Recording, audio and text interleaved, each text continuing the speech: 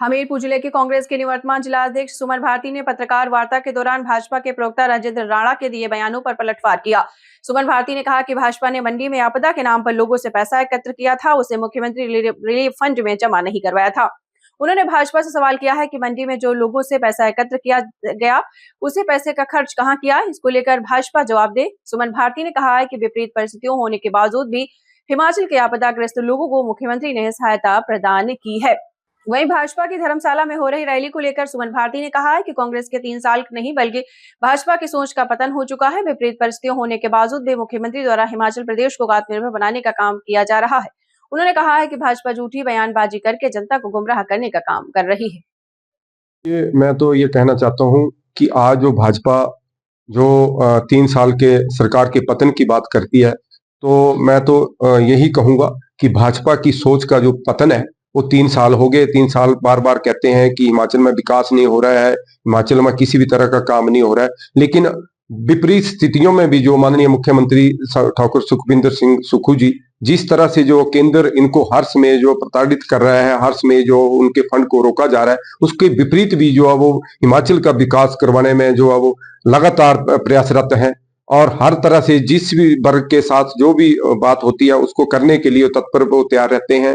तो आज जो भाजपा पतन की बात कर रही है कि पतन 3 साल का पतन के ऊपर जो है वो जश्न मनाने जा रहे हैं, मैं तो सबसे पहले ये कहूंगा और भाजपा से ये सवाल भी पूछूंगा कि ये जो आपदा के समय में आप लोगों ने जितना फंड जो है वो लोगों से इकट्ठा किया, एक बहाना बनाया कि मंडी में जो इतनी बड़ी आपदा आई है और उस फंड को इकट्ठा करने के लिए जयराम ठाकुर जी आगे आए।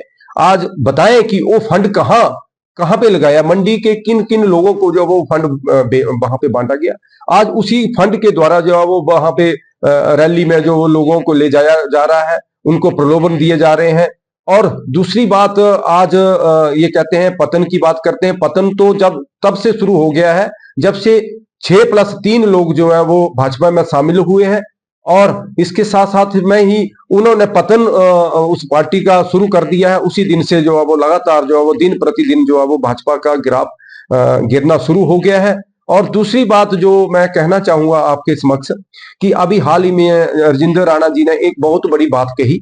उन्होंने कहा कि भाजपा में किसी भी लोगों का जो है वो आना बंद हो गया है। अब किसी भी आदमी की जो है वो भाजपा में, किसी भी नेता की भाजपा में एंट्री नहीं है क्योंकि हमारा जहाज फुल हो गया। मैं राणा जी को कहना चाहता हूं कि आपने वहां पे बात रखी है कि जहाज अब डूबता हुआ जहाज है कांग्रेस पार्टी, तो डूबता हुआ जहाज तो आपको उस समय एहसास हुआ था।